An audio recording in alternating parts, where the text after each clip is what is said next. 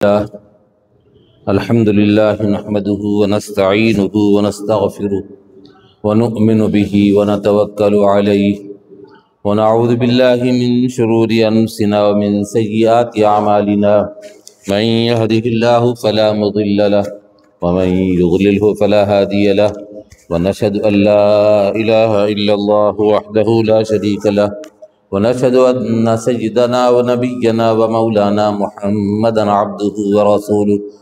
صلى الله تعالى عليه وعلى آله وأصحابه وبارك وسلم تسليما كثيرا. أما بعد فأعوذ بالله من الشيطان الرجيم. بسم الله الرحمن الرحيم.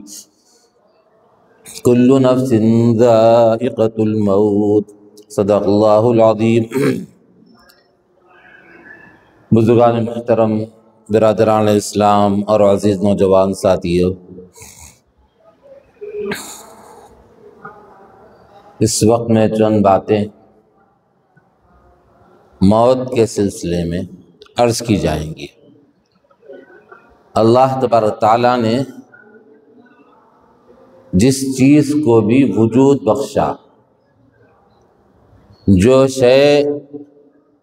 آئی ہے، جس کو اللہ نے بنایا ہے، اور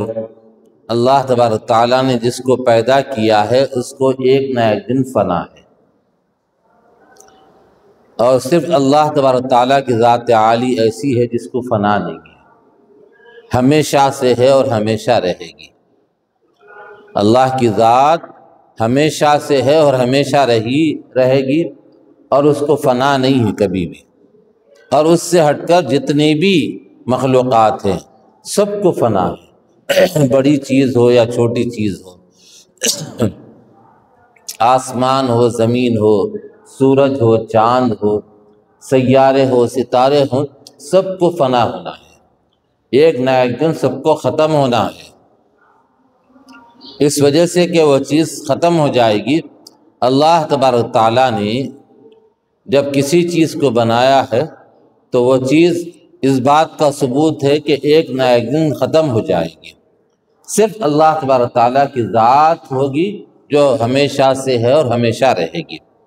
اللہ تبارک تعالیٰ نے آسمان بنایا بغیر کسی سپورٹ کے، یعنی کوئی سہارا، کسی کے اوپر سہارا نہیں آسمان کا۔ زمین اللہ نے اس کو بھی گول بنایا، چاند، سورج ہے، یہ سب بغیر کسی سہارے کے۔ بلڈنگ ہے تو بلڈنگ پلر پہ ٹھہرتی ہے، مکان بناتے ہیں تو اس کی بنیاد مضبوط بناتے ہیں، اس کے اوپر مکان ٹھہرایا جاتا ہے۔ لیکن اللہ نے اپنی قدرت سے ساری کائنات کو بنایا، اور بہت سی چیزیں ایسی ہیں اس میں جس کو کوئی سپورٹ نہیں دیا۔ جیسے آسمان ہے، اس کا کوئی سپورٹ نہیں ہے، بالکل معلق ہے، زمین معلق ہے، چاند معلق ہے، اور پھر سورج معلق ہے، اور ہر ایک اپنے حساب سے ترتیب سے گھوم رہے ہیں، ہر ایک چیز ترتیب سے گھوم رہی ہے۔ اس وجہ سے کہ اللہ تبارک تعالیٰ نے ان کو وہ حکم دیا کہ اپنے ترتیب سے گھومتے رہیں، تو بس یہ ترتیب سے گھوم رہی ہے، زمین بھی گھوم رہی ہے، آسمان، چاند، سورج، یہ سب اپنے حساب سے گھوم رہے ہیں۔ اور وہ کبھی آپ دیکھیں گے کہ اللہ نے اس کا جو نظام بنایا ہے، وہ نظام کے حساب سے وہ ساری چیزیں گھوم رہی ہیں۔ کبھی سورج قریب ہو جاتا ہے زمین سے، کبھی چاند قریب ہو جاتا ہے، کبھی سورج اور زمین کے بیچ میں چاند آ جاتا ہے اور اس کی شعاعیں کمزور پڑ جاتی ہیں۔ تو یہ سارا نظام اللہ تبارک تعالیٰ کا چل رہا ہے، اللہ چلا رہے ہیں اپنے کرم سے۔ ویسے ہی اللہ تبارک تعالیٰ نے حضرت انسان کو بھی پیدا فرمایا، حضرت انسان کو اشرف المخلوقات بنا کر پیدا فرمایا، سب سے اچھا۔ لقد خلقنا الانسان فی احسن تقویم۔ اللہ تبارک تعالیٰ کی جو پیدا کی ہوئی چیزیں ہیں، سب میں بہتر اور اچھی جو چیز ہے وہ انسان کی تخلیق ہے۔ انسان کو اللہ رب العزت نے سب سے اچھا، سب سے بہتر بنا کر دنیا میں بھیجا ہے۔ اور اللہ تبارک تعالیٰ نے عناصر اربع، یعنی 4 چیزوں سے انسان کو بنایا ہے، مٹی، آگ، پانی، ہوا، یہ 4 چیزوں سے اللہ تعالیٰ نے اس کو بنایا ہے۔ اور حضرت آدم علیہ السلام کا پتلا پہلے بنایا، اس کے اندر روح ڈالی گئی، اور انہی کی پھسلی سے حضرت حوا علیہ السلام کو بنایا۔ اب دونوں میاں بیوی کے حیثیت سے رہنے لگے، اور اللہ نے ان کو ایک تکوینی نظام کے تحت میں دنیا میں بھیجا، اور بھیجنے کے بعد جب دنیا میں نظام انسانیت کے بڑھنے کا شروع ہو گیا، اولاد آدم علیہ السلام کی بڑھنے لگی، اور پھر اولاد کا سلسلہ، پھر اولاد کی اولاد، اولاد کی اولاد، اس طرح سے سلسلہ چلتا رہا، اور آج تک یہ سلسلہ چلا آ رہا ہے، اور قیامت تک یہ سلسلہ چلتا رہے گا۔ جب اللہ رب العزت نے حضرت انسان کو بنایا تو حضرت انسان کو دنیا میں یوں ہی نہیں چھوڑا، اس کے طور طریق، آداب، رہنے کے کیسا رہنا چاہیے، کیا کرنا چاہیے، اور کیسی یعنی پیداوار کیسی ہو، اور کھانا کیسا، پینا کیسا، رہنا کیسا، آپس میں میاں بیوی کی حیثیت سے کیسا رہنا، بھائی اور بہن کی حیثیت سے کیسا رہنا، باپ اور بیٹا بیٹی کی حیثیت سے کیسا رہنا، یہ ساری چیزیں اللہ تبارک تعالیٰ نے بتائے، اور اپنے نبیوں کے ذریعے سے۔ انہی اولاد میں آدم علیہ السلام کی یہی اولاد کے اندر اللہ رب العزت نے چند برگزیدہ بندوں کو پیدا فرمایا۔ برگزیدہ کا مطلب اچھے، نیک، اور چن کے اللہ تبارک تعالیٰ نے ان کو دنیا میں بھیجا۔ وہ انبیاء کہلائے، رسول کہلائے۔ رسول اور نبی میں فرق یہ ہوتا ہے کہ رسول کو اللہ تبارک تعالیٰ نئی شریعت دیتے ہیں، اور نبی کو شریعت نئی نہیں ملتی، البتہ پرانی شریعت ہے اس کو ہی مضبوط کرنے، اس کو لاگو کرنے، اور اس کے مطابق چلنے کی لوگوں کو ترغیب دیتے ہیں۔ یہ نبی کی شان ہے۔ یہ رسول کی شان یہ ہے کہ اللہ تبارک تعالیٰ ان کو وقتاً فوقتاً حضرت جبرائیل علیہ السلام کے ذریعے سے ہدایات دیتے رہتے ہیں، اور نئی شریعت ان کو عطا فرماتے ہیں۔ اب سب سے آخر میں حضرت نبی کریم صلی اللہ علیہ وسلم کو رسول بنا کر اللہ تعالیٰ نے دنیا میں بھیجا، اور عرب کی سرزمین میں بھیجا، اور جن کا اس سے پہلے آپ کے سامنے تذکرہ کیا گیا، وہاں کے حالات کیسے ہیں، کیا ہے، یہ ساری باتیں آپ کو بتائی گئی مختصراً انداز میں۔ اور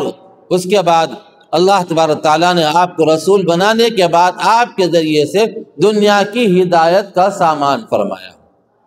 دنیا کی ہدایت کا سامان فرمایا، اور سامان ایسا فرمایا کہ کسی کو بھی، جو کوئی بھی ان ہدایات کے مطابق زندگی گزارے گا، اس کا صلہ دنیا میں بھی ملا اور ملے گا، اور آخرت میں بھی ملے گا، یہ بتا دیا۔ اور یہ بھی بتا دیا کہ دنیا میں جو کوئی بھی آئے گا رہنے کے لیے نہیں آئے گا، جو بھی آئے گا اس کی ایک لمٹ ہے، اس کی ایک متعینہ اس کی عمر ہے۔ کوئی 60 سال، کوئی 70 سال، کوئی 80 سال، کوئی 50 سال، کوئی 40 سال، کوئی پیدا ہوتے مر جا رہا، کوئی 100 سال بھی جی رہا، کوئی 100 سال سے زیادہ بھی جی رہا ہے، لیکن بہت کم ہوتا۔ اللہ رب العزت نے رسول کریم صلی اللہ علیہ وسلم کے ذریعے سے بتا دیا کہ دیکھو میری امت کی جو عمریں ہیں وہ عمریں 60 اور 70 کے بیچ میں ہوں گی۔ اب یہ 60-70 کے بیچ میں جس کو رہنا ہے، اور اس سے پہلے چلے جا رہے، آج کل تو لاک ڈاؤن کے بعد سے تو دیکھیے جوان بچہ ہے،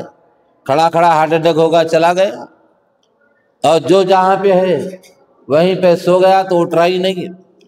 تو کوئی بھروسہ نہیں ہے موت کا۔ لیکن اکثر ایسا ہوتا ہے کہ 60 اور 70 کے بیچ میں، 50 کے اوپر سمجھیے، اس طرح سے موت واقع ہو جاتی ہے۔ تو ہم کو جو وقت ملا ہے 60 اور 70 کے بیچ کا وقت ملا ہے، ایک اندازہ، وہ بھی کوئی ضروری نہیں ہے، لیکن جانا ہر ایک کو ہے، ہر نفس کو جانا ہے۔ آپ دیکھیے جتنے لوگ دنیا میں آئے، چاہے جتنے بھی سال جیے ہو، بڑے بڑے کارنامے انجام دیے ہو، اور خود بھی آپ غور کر کے دیکھ لیجئے، دنیا میں جتنے بھی لوگ آئے، اپنے والد کو یاد رکھے لیکن دادا کا نام نہیں معلوم، پردادا کا نام تو اور بھی نہیں معلوم۔ اب اتنے لوگ ہیں، کتنے لوگوں کو اپنے دادا کا نام معلوم ہوگا؟ بولیے، نہیں معلوم۔ اب یہ سلسلہ 60 اور 70 سال تک کوئی خبر کسی کی ہے؟ 60 اور 70 سال تک اس کو یاد رکھا جائے گا، اس کے بعد ختم سلسلہ۔ اب اس کے بعد پھر ہمارے ساتھ بھی ویسا ہی ہوگا، اب ہم کو بھی لوگ تھوڑے دن تک یاد رکھیں گے۔ اب جب گھر میں انتقال ہو جاتا ہے کسی کا تو اس کے تذکرے ہوتے ہیں، اور پہلی جب رات واقع ہوتی ہے، جب دفنا کے آتے ہیں تو زیادہ غم ہوتا ہے، اور اس کے بعد دوسری رات میں تھوڑا اور کم ہو جاتا ہے، اور تیسرے دن اور کم ہو جاتا ہے، دھیرے دھیرے دھیرے دھیرے وہ ختم ہو جاتا ہے۔ اب زیادہ ماں باپ کو چاہنے والا اگر کوئی ہے تو روزانہ قبرستان کو شروع میں جانے لگتا، جا کے کچھ اصالہ ثواب کر کے آتا، لیکن تھوڑے دن گزرنے کے بعد اس میں کمی آتی، بولے کہ روزانہ نہیں، ہفتے کو ہفتہ جائیں گے، جمعہ کو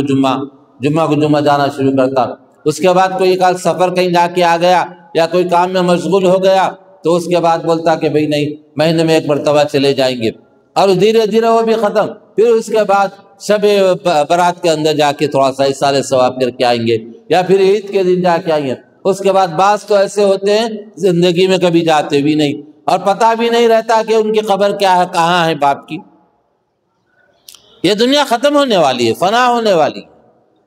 یہ یاد نہیں رکھے گی دنیا کسی کو بھی، اولاد ہی یاد نہیں رکھے گی۔ یاد رکھیے، اولاد بھی بھول جائے گی، جب مر جائیں گے تو مرنے کے بعد سب بٹوارے میں لگ جائیں گے۔ اب ذہنی طور پہ خاکہ بنا لیں گے، فلاں مکان مجھے ہونا ہے، وہ دکان اچھا چل رہی، وہ دکان میں لیتا ہوں، اور باٹم بوٹی ہونا جلدی، بہنوں کو شادی میں دے دیا، اب ضرورت نہیں ہے۔ یہ سب حرص، ڈنڈی مارنا جس کو بولتے، بہنوں کا حق نہیں دینا ہے، ڈنڈی مارنا ہے۔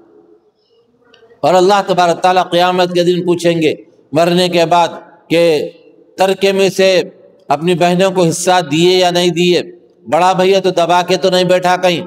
چھوٹے بھائیوں کا حق مار کے تو نہیں بیٹھا۔ یہ ساری چیزیں اللہ تبارک تعالیٰ پوچھیں گے، اللہ کو اس کا جواب دینا پڑے گا، اور جب تک اس کا جواب نہیں دیں گے وہاں سے نہیں ٹلے گا۔ قیامت کے دن ایک ایک پائی کا حساب ہوگا، وہاں پہ کہاں سے کمایا، کہاں خرچ کیا، جوانی کہاں پہ خرچ کی، اس کے بارے میں سوال ہوگا، اور بہت سی باتیں ہیں، سب کے بارے میں سوال ہوگا۔ ماں باپ کا خیال رکھا یا نہیں رکھا، ماں باپ کو ستایا کیا، یہ بھی سوال ہوگا، بیوی کو ستایا کیا، یہ بھی سوال ہوگا، بچوں کی پرورش صحیح کیا یا نہیں کیا، یہ بھی سوال اللہ تعالیٰ فرمائیں گے۔ ساری چیزوں کا انسان کو، بندے کو اللہ کے دربار میں جواب دینا پڑے گا۔ اللہ رب العزت کے سامنے جب تک جواب نہیں دے گا اس وقت تک وہ کھڑا رہے، اور نفسا نفسی کا عالم ہوگا، سورج قریب ہوگا بالکل، اور گرمی اتنی زیادہ ہونے لگے گی کہ اپنے جسم سے پسینہ بہنے لگے گا، پسینہ بہتے بہتے کسی کے ٹخنے تک ہوگا، کسی کے گھٹنے تک ہوگا، کسی کے کمر تک ہوگا، کسی کی گردن تک ہوگا، کسی کے جس کے گناہ زیادہ ہوں گے تو وہ اس پسینے میں ڈوبتا ہوگا، ڈوب رہا نکل رہا، اتنا پسینہ ہے۔ تو یہ وقت آئے گا، یہ، اور ہر ایک کو اس وقت میں وہاں پر حاضر ہونا ہے، میدان محشر میں حاضر ہونا ہے، اللہ رب العزت کے دربار میں حاضری دینا ہے۔ یہ دنیا فانی ہے، کب ختم ہو جائے گی نہیں بتا سکتے اس دنیا کو۔ اللہ رب العزت نے اس دنیا کو بنایا، آدم علیہ السلام سے لے کر قیامت تک کا جو آخری بندہ ہوگا، سب کا ہر چیز کا حساب کتاب لیا جائے گا۔ کوئی اگر یہ کہے کہ پانی میں ڈوب کر مرا تو اس کو زندہ کیا جائے گا، اس کا بھی حساب ہوگا۔ کوئی کہے کہ جل کے مرا ہے تو اس کا بھی حساب ہوگا۔ بعض بندے ایسے ہوں گے جس کے بارے میں اللہ رب العزت نے رسول اللہ صلی اللہ علیہ وسلم کے ذریعے سے بتا دیا کہ بغیر حساب و کتاب کے جنت میں جائیں گے، وہ بندے خاص ہوں گے، لیکن حساب کتاب تو سب کا ہوگا۔ یہاں تک کہ کتابوں میں لکھا ہوا ہے اگر سینگ والی بکری نے بغیر سینگ والی بکری کو مارا ہے تو قیامت کے دن اللہ تبارک تعالیٰ ان دونوں کو زندہ فرمائیں گے، زندہ فرمانے کے بعد بے سینگ بکری کو سینگ دے دیں گے، اور جس کے سینگ نہیں ہے اس کے سینگ لے لیں گے اور اس سے بدلہ دلوائیں گے، دلوانے کے بعد پھر اس کو ختم کر دیں گے۔ اللہ تبارک تعالیٰ تو انصاف کا ترازو لیے بیٹھے ہیں، انصاف فرمائیں گے۔ دنیا میں تم اپنے طاقت کے بل بوتے پر، دنیا میں اپنے پیسے کے بل بوتے پر، دنیا میں اپنے عہدے کے بل بوتے پر کسی کو ڈرانا ہو تو ڈرا لو، لیکن وہاں کچھ نہیں چلے گا۔ وہاں ڈرانا ہو یا دنیا میں ڈرا رہے ہیں، لیکن وہاں جب مر جائیں گے تو کوئی کسی کا پرسان حال نہیں ہوگا۔ کتابوں میں محمد تغلق کا واقعہ لکھا ہوا ہے، ہندوستان کا ایک بڑا بادشاہ گزرا، اتنا بڑا بادشاہ کہ رعب دبدبے کا یہ عالم ہے، اگر کوئی جا رہے ہیں جاتے آتے پلٹ کے اگر گھور کے دیکھا تو بے ہوش ہو کے نیچے گر جاتے تھے، یہ عالم تھا۔ جب وقت موعود آ گیا، مر گیا، جان نکل گئی، لاشا پڑا ہوا ہے، اب لوگ ایوان شاہی کے اندر جا کر بادشاہ کو، دوسرے بادشاہ کو بنانے کی تیاری میں لگے ہوئے ہیں، لیکن یہاں کیا دیکھ رہے، دو چار آدمی ہیں لاش کے پاس بیٹھے ہوئے ہیں اور کپڑا اڑایا ہوا ہے، اس میں ایک دم سے کسی چیز کے اچھلنے کی اور حرکت کرنے کی آواز اور محسوس ہوا، تو وہاں پہ بیٹھے ہوئے لوگ آگے بڑھے، آگے بڑھ کر دیکھتے ہیں کپڑا اٹھا کر، تو کیا دیکھتے ہیں، دو چھوٹے سے جانور ہیں چوہے کی طرح سے، اور دونوں آنکھیں نکال کے لے کے جا رہے ہیں۔ عبرت دنیا میں اللہ تبارک تعالیٰ نے بتا دی عبرت کے لیے۔ اتنا بڑا بادشاہ تھا، لیکن اتنا بڑا بادشاہ ہونے کے باوجود اس نے جاتے وقت میں کیا کیا، کچھ نہیں لے گیا ساتھ میں، بغیر اس کے چلا گیا، کچھ نہیں ملا اس کو۔ حد یہ ہے کہ اس کی آنکھیں ایک چھوٹے سے جانور نکال کر لے جا رہے ہیں۔ ہمیشہ آزو بازو فوج رہتی تھی، ہٹو سڑکوں کا مسئلہ ہوتا تھا، بھائی بادشاہ سلامت آ رہے ہیں جگہ دے دو، سامنے ایک فوج جا رہی ہے، دائیں ایک فوج، بائیں ایک فوج، پیچھے ایک فوج، بادشاہ بھی بڑے اچھے گھوڑے پر بیٹھ کر ننگی تلوار لیے جا رہا ہے،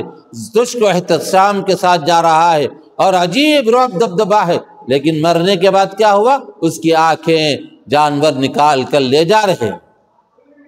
یہ دوست اور بزرگوں، ایک دن یہ چیز ہمارے ساتھ بھی ہوگی،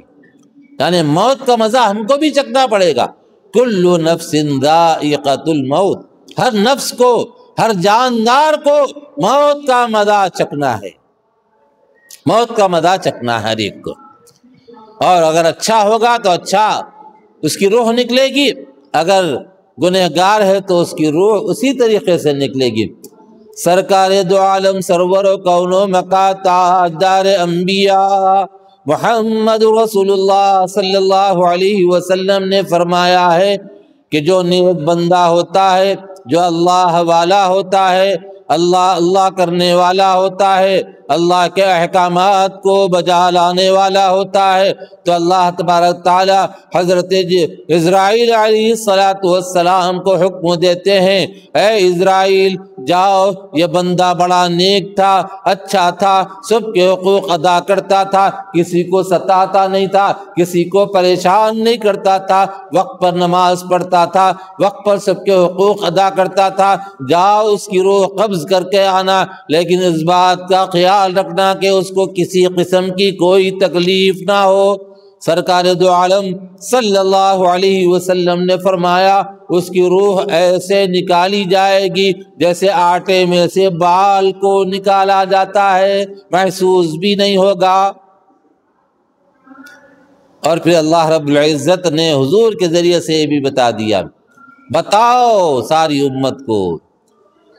کہ اللہ تبارک تعالیٰ اس بندے کو جو گنہگار ہوتا ہے، پاپی ہوتا ہے، گناہوں پہ گناہ کرتے جاتا ہے، ماں باپ کو ستاتا ہے، پڑوسیوں کو ستاتا ہے، بیوی بچوں کو ستاتا ہے، بھائیوں بہنوں کو ستاتا ہے، لوگوں کے حقوق ادا نہیں کرتا، دھوکہ دیتا ہے، دھوکے سے مال کھا جاتا ہے، رشوت کھاتا ہے، سود کھاتا ہے، سودی لین دین کرتا ہے، جھوٹ بولتا ہے، غیبت کرتا ہے اور غلط کام کرتا ہے، تو ایسا بندہ ہے، اس کی روح نکالنا ہے۔ حضرت اسرائیل علیہ السلام کو اللہ تبارک تعالی حکم دیتے ہیں، جاؤ میرے اس بدبخت بد نصیب بندے کی روح نکالو۔ حضرت اسرائیل علیہ السلام روح نکالنے کے لیے آتے ہیں، اللہ کے رسول صلی اللہ علیہ وسلم نے مثال دے کر فرمایا کہ اس بندے کی روح اللہ تبارک تعالیٰ کے حکم سے ملک الموت ایسے نکالتے ہیں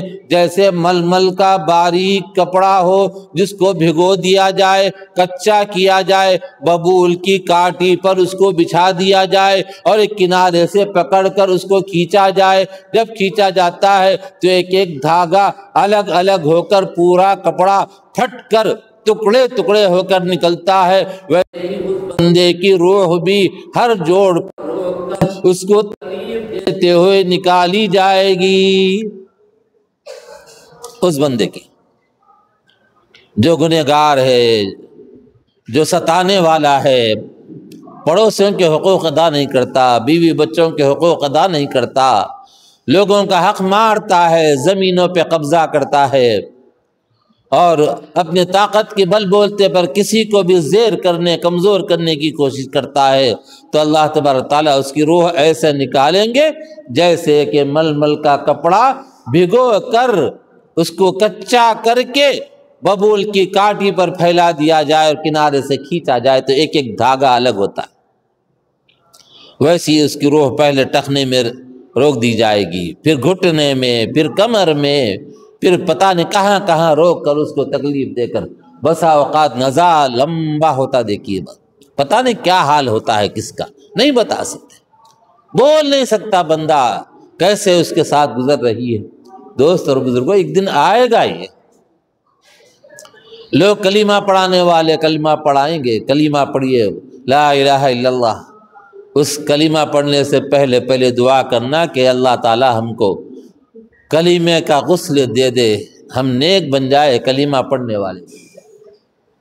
جو جس دھن میں سوار ہوگا قیامت کے دن اللہ تبارک تعالیٰ موت کے وقت میں اسی چیزوں کو سامنے لا دیں گے۔ حضرت شیخ زکریا صاحب رحمۃ اللہ تعالی علیہ نے یہ کتاب لکھی ہے موت کی یاد، اس میں کئی واقعات لکھے ہیں، اس میں سے دو واقعے میں آپ کو بتانا چاہتا ہوں۔ ایک واقعہ تو اس بادشاہ کا ہے، نواب، گھر کے اندر اس نے بڑا سا محل بنایا، محل بنانے کے بعد سارے لوگوں کی دعوت کی، اور جو مال والا ہوتا نا تو مال والے کے پیچھے جب تک مال ہے پیچھے پڑے رہتے ہیں، مال ختم ہوا تو کون ہے میں کون ہے نہیں معلوم، بس ختم، مال کے پجاری ہے یہ، مال کے پجاری۔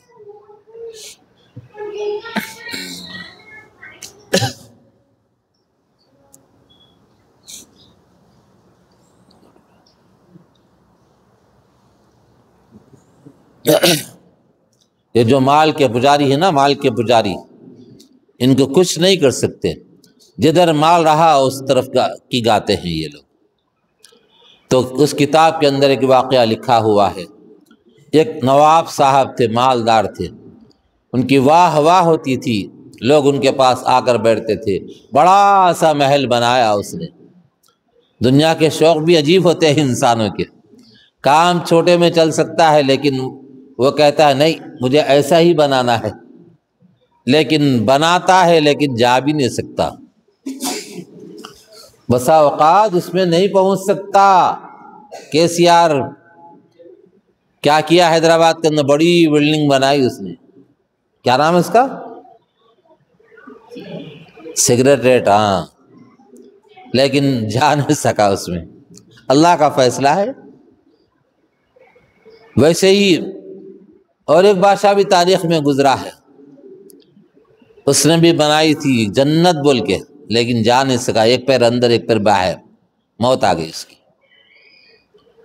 تو اس نے بادشاہ نے بڑا سا محل بنایا، سب لوگوں کو دعوت دی اس نے، جب دعوت دی سارے لوگوں کو تو سارے کے سارے لوگ آ گئے، کھانا کھا رہے تھے، باہر ایک فقیر صاحب آئے، آ کر زور سے کھٹکا مارا، دربان گئے، چوکیدار پورے کے پورے بھاگے، جا کر دیکھا کہ فقیر صاحب ہیں، معمولی کپڑے پہنے ہوئے، تو پوچھا کہ کیا بات ہے، کیوں آئے ہو؟ تو کہا کہ آپ کے آقا کو بلائیے، نواب صاحب کو بلائیے یہاں پر۔ بولے کہ میرے نواب، تم تجھ جیسے فقیر کے پاس آئیں گے؟ ہاں برابر آئیں گے، جاؤ بلاؤ ان کو۔ تو اس کے بعد پھر وہ گئے، جا کے بولنے لگے کہ سرکار کوئی فقیر صاحب آئے آپ کو بلا رہے۔ فقیر میرے کو بلا رہا ہوں؟ ہاں، تو میں یہی بات ان سے پوچھا کہ ہمارے سرکار، ہمارے آقا، ہمارے نواب صاحب تمہارے پاس آئیں گے کیا؟ تو وہ کہہ رہے کہ ضرور آئیں گے، جاؤ۔ تو وہ نواب صاحب بولتے ذرا مزاح شکائے ہوتے ان کو، وہاں کھڑے ہو کر مجھے بلا رہا فقیر ہو؟ اسی دیر میں زور سے کواڑوں میں بڑ آواز آ گئی، پھر بھاگے ہو گئے۔ جیسے گئے تو کہنے لگے جاؤ تمہارے نواب صاحب سے کہیے ملک الموت آئے ہیں۔ ابھی تو مزاح چکانے کی بات چل رہی تھی، پیر لڑکھڑائے، پریشان ہو گئے، ادھر گرتے پڑتے، ادھر کیسا بھاگ رہے، ادھر بھاگ رہے، کبھی دیوار کا سہارا لے رہے، آخر اندر گئے۔ اندر جانے کے بعد کہا کہ نواب صاحب وہ کہہ رہے ہیں کہ وہ ملک الموت ہے، آپ کو بلا رہے ہیں۔ تو ملک الموت ہے؟ ایک دم سے وہ پیر پہ پیر رکھے بیٹھے تھے، ادب سے بیٹھ گئے، بیٹھ کر کہنے لگے جاؤ ان سے عاجزی سے کہو کہ آج میرے بدلے میں کسی اور کی روح نکال لیں۔ یہ بات چیت ہو ہی رہی تھی، اندر آ گئے۔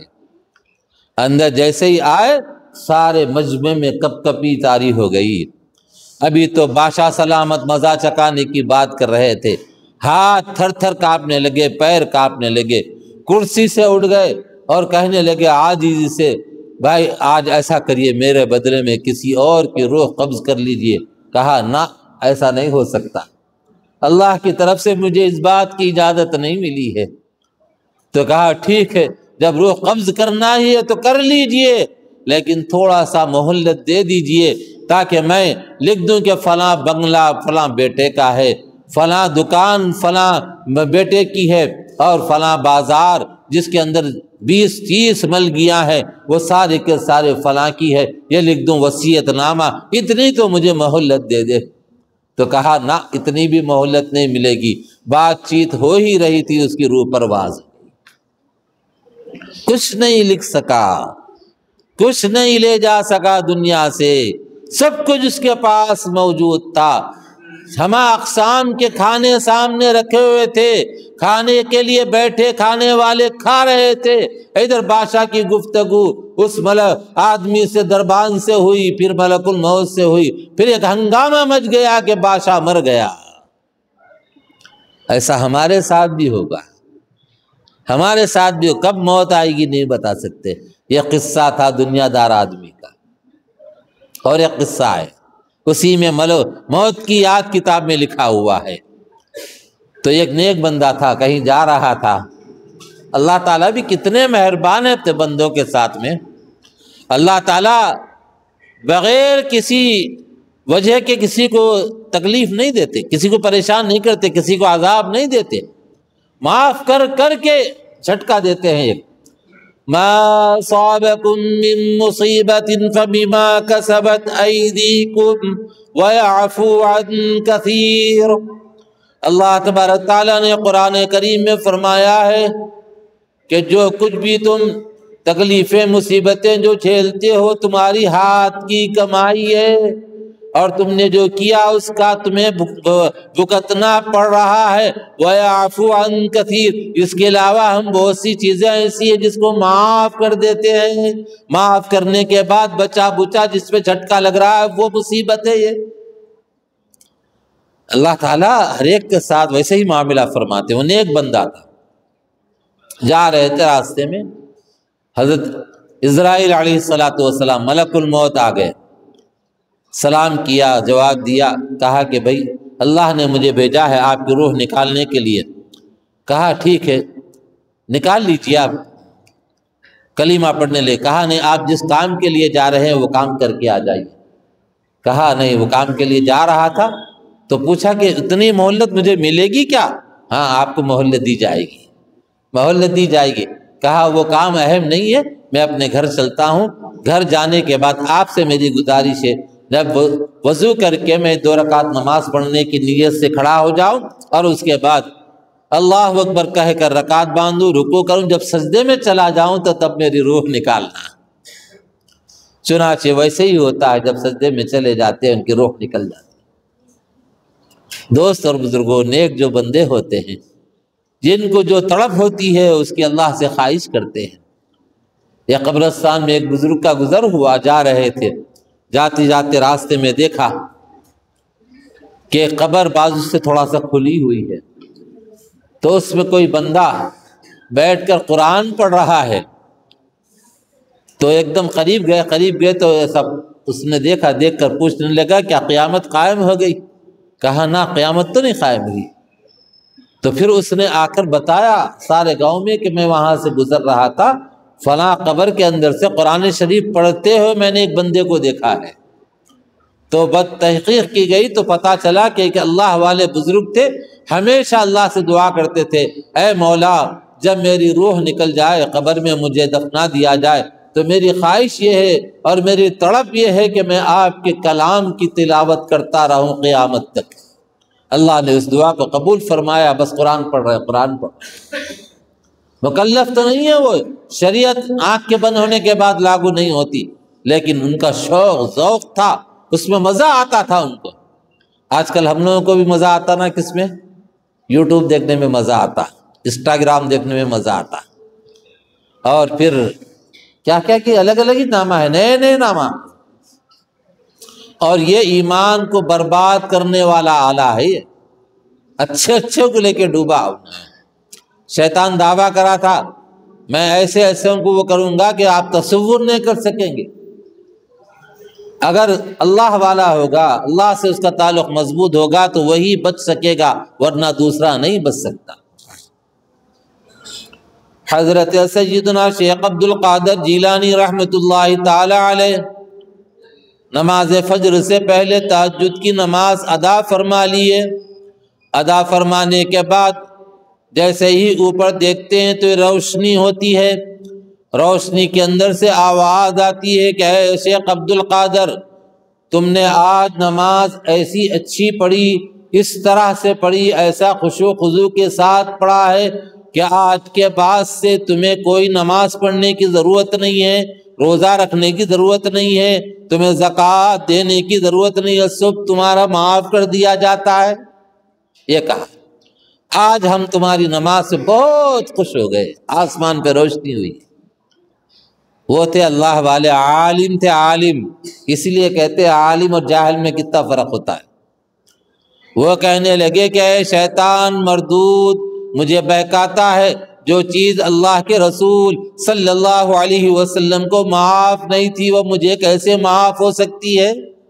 ان کو نماز معاف نہیں تھی، بیماری کے حالت میں اپنے پیر نیچے زمین پہ گھسے جا رہے ہیں، ویسا جا کر نماز پڑھا کرتے تھے، اور مجھے کیسے نماز معاف ہو سکتی ہے؟ لا حول ولا قوت الا باللہ۔ یہ پڑھا، پھر روشنی ختم ہو گئی۔ پھر اس کے بعد اور ایک روشنی اس سے بڑی ہوئی،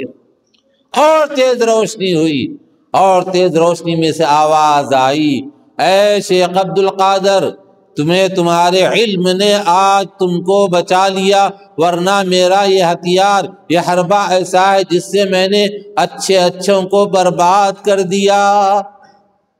سوچ رہے آپ، غور کر رہے، اس میں بھی ایک حربہ ہے اس کا۔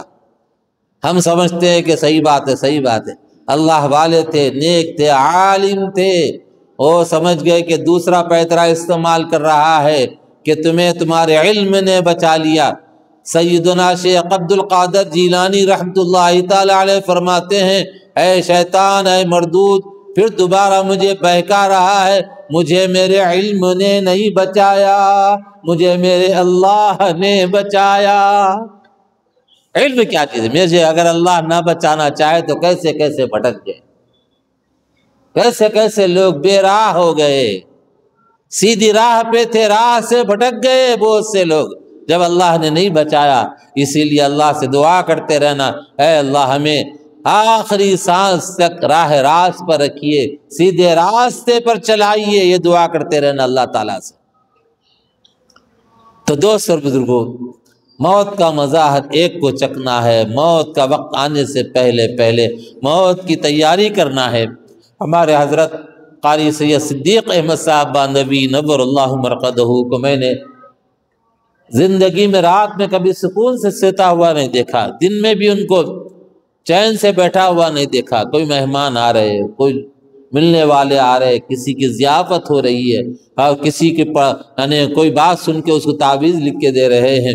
کوئی اگر بندہ ہے اس کی ضرورت پوری کرنے ہے تو چٹھی لکھ کے فلاں جگہ چلے جاؤ، تمہاری ضرورت پوری ہو جائے گی، اور ادھر بخاری شریف پڑھا رہے ہیں، ادھر مختصر المعانی کتاب وہ پڑھا رہے ہیں، ادھر شرح جامی کتاب ہے وہ پڑھا رہے ہیں، سارے کام ہو رہے، وقت پہ نماز بھی ہو رہی ہے، اور یومیہ روزانہ 11 پارے قرآن شریف کی تلاوت بھی ہو رہی ہے۔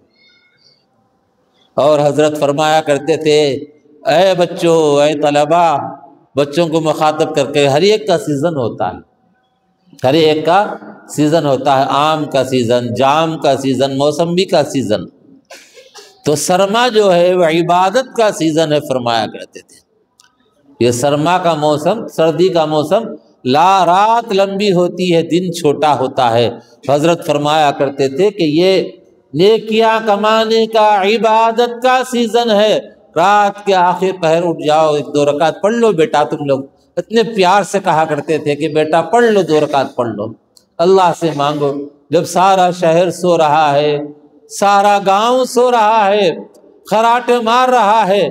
سردی ہو رہی ہے تو کمبل پہ کمبل اوڑے سو رہا ہے، ایک اللہ کا وہ بندہ، اللہ کا وہ نیک بندہ جو اللہ کو یاد کر کے اس رضائی میں سے اٹھ رہا ہے، اٹھ کر وہ شخص یہ نہیں دیکھ رہا ہے کہ سردی کتنی ہے اور ہوا کتنی آ رہی ہے اور اس وقت میں کیا بج رہا ہے، وہ نہیں دیکھ رہا ہے، خاموشی سے اٹھ رہا ہے، اگر گرم پانی ہے تو گرم پانی سے، اگر گرم پانی نہیں ہے تو وہی ٹھنڈے پانی سے، اور ٹھنڈے پانی سے بھی ایسے کپ کپاتے ہوئے وضو کر رہا ہے، کر اللہ کے دربار عالی میں کھڑے ہو کر اللہ اکبر کہہ کر رکعت باندھتا ہے، جب دیکھنے والا بھی کوئی نہیں ہے، چلو بھائی دیکھنے والا ہے تو دل میں آ سکتا ہے کہ چلو وہ دیکھ کے میری تعریف کرے گا، ریاکاری بھی اس میں نہیں ہو سکتی، ایسے وہ اللہ کو پکار رہا ہے تو اللہ کو ترس نہیں آئے گا تو اور کیا ہوگا بتائیے؟ اللہ اس پر رحم نہیں کھائے گا تو اور کیا کرے گا اللہ تعالیٰ؟ اس لیے دوست اور بزرگوں، سردی کا موسم، کاروباری لوگ تو اٹھ کے جاتے ہیں، چاہے سردی ہو کچھ ہو، گرم لباس پہن کے جاتے ہیں، لیکن یہ اسی اگر نہ اٹھ سکے، نماز نہیں پڑھ سکے تو اس اندر بیٹھے بیٹھے ہی کمبل کے اندر لا الہ الا اللہ کو ذکر کر لیا کرے، اللہ سے معافی چاہے، ہے مالک مجھے معاف کر دے۔ اللہ تو ہر ایک کو سنتا ہے نا، پانی میں اگر ہے تو بھی سنتا ہے اس کی آہ کو، اگر غار میں ہے تو بھی اس کی آہ کو سنتا ہے، اگر فضاؤں میں اڑ رہا ہے، جہاز میں جا رہا ہے تو بھی اس کی آہ کو اللہ تعالیٰ سنتا ہے، ہر ایک کی آہ سنتا ہے، ہر ایک کی جو حاجت ہے وہ جو پکارتا ہے تو اللہ سن کر اس کو پوری کرتا ہے۔ یہ جو سرما کا موسم ہے نا، یہ بھی اللہ کی نعمت ہے، اللہ تبارک تعالیٰ کی نعمت ہے، رات لمبی ہے، یہ جلدی اگر سو جاتے ہیں تو ایک وقت ہونے کے بعد نیند نہیں آتی، آدمی اٹھ جاتا ہے اور اس کے بعد پھر ذکر کر لے، اگر قرآن پڑھنا نہیں آتا تو اللہ اللہ اللہ اللہ اللہ اتنا ہی بول۔ سمجھ ایک پجاری تھا اور اپنے مندر کے اندر بیٹھا ہوا کئی سال سے سنم سنم سنم سنم سنم بول رہا تھا، ایک دم اس کے زبان سے نکلا سمد، جیسے ہی سمد نکلا آواز آئی لبیک میں حاضر ہوں، مولا بھی سن رہا تھا، وہ سنم سنم کو بھی سن رہا تھا وہ، اور ایک دم سے غلطی سے اس نے سمد کہا تو وہ بھی سن لیا اور فوراً کہا لبیک حاضر ہوں، آواز کان میں پڑی تو پریشان ہو کر وہاں سے اٹھا، اٹھنے کے بعد ادھر گیا ادھر گیا، پھر یہ مسجد میں گیا تو بتایا گیا کہ فلاں مدرسے میں ایک مولانا صاحب رہتے ہیں، جاؤ جا کر ان سے معلوم کرو۔ وہ گئے، جا کر وہاں پوچھا تو انہوں نے کہا کہ دیکھو جو سنم سنم کہہ رہے تھے، تم سنم کہتے ہیں مورتی کو، مورتی مورتی پکار رہے تھے، لیکن آج تم نے سمد کہا، بے نیاز، اس کے معنی ہے اللہ الصمد، اللہ بے نیاز ہے، کسی کا محتاج نہیں ہے اللہ تعالیٰ، کوئی اس کو کچھ دینے کی ضرورت نہیں ہے، وہی دیتا ہے سب کو اور وہ کوئی محتاج نہیں، ساری دنیا مل کر اس کی عبادت کرے تو اس کی ذات عالی میں اور اس کی بڑائی میں رتی برابر، ذرہ برابر اضافہ نہیں ہوگا، ساری کائنات مل کر اس کی مخالفت کرے، اس کے بڑائی کو بیان نہ کرے تو اس کی شان میں رتی برابر، ذرہ برابر کمی نہیں آئے گی، وہ شان والا مولا ہے۔ تو مولانا صاحب نے کہا جب صمد کہہ کر تم نے پکارا تو وہ صمد اللہ کا نام ہے، بے نیازی والی شان اس کی ہے، وہ سن لیا۔ اس نے کہا حاضر ہوں، اصل مولا تو وہ ہے۔ تو انہوں نے کہا حضرت مجھے کلمہ پڑھا دیجئے، مسلمان بنا دیجئے۔ اتنے دن کے بعد غلطی سے میرے زبان سے نکلا تو وہ کب سے میرے صنم کو سن رہا ہوگا؟ جب میں نے صحیح پکارا غلطی سے تو اس نے لبیک کہا، مجھے کلمہ پڑھا دو، مسلمان بنا دو۔ چنانچہ وہ کلمہ پڑھا، مسلمان بن گیا۔ اللہ تبارک تعالیٰ سے دعا ہے کہ ہم سب کو کہنے اور سننے سے زیادہ عمل کی توفیق عطا فرمائے، اور نبی اکرم صلی اللہ علیہ وسلم کی ہر سنت پر ہمیں مر مٹنے کی توفیق عطا فرمائے۔ اور اس وقت میں ہمارے مدرسے کا 2026 کا کیلنڈر چھپ کر آیا ہے، یہاں پر فروخت ہو رہا، آپ اس کو لے کر جائیے۔ بہت سے دعائیں وغیرہ ہے، رشتہ اگر کسی کا نہیں ہو رہا تو کچھ کیا پڑھنا ہے وہ ہے، کسی کو نوکری نہیں لگ رہی، کوئی پریشان ہے، کوئی شرابی شوہر ہے تو اس کو کیا پڑھ کے شراب سے رکانا۔ اللہ تعالیٰ سننے والا ہے، وظائف کی پابندی کرنا ہمارا کام ہے۔ اللہ دینے والا ذات ہے، دینے والا ہے، اس کی ذات عالی عطا کرتی ہے، تو وہ لے جائیے خرید کر، گھر میں رکھیے، استعمال کریے، اور لوگوں کو تحفے میں دیجیے تاکہ وہ لوگ بھی اوقات نماز سے استفادہ کر سکیں۔ جو حضرات سنت نہیں پڑھے سنت پڑھ لیجیے۔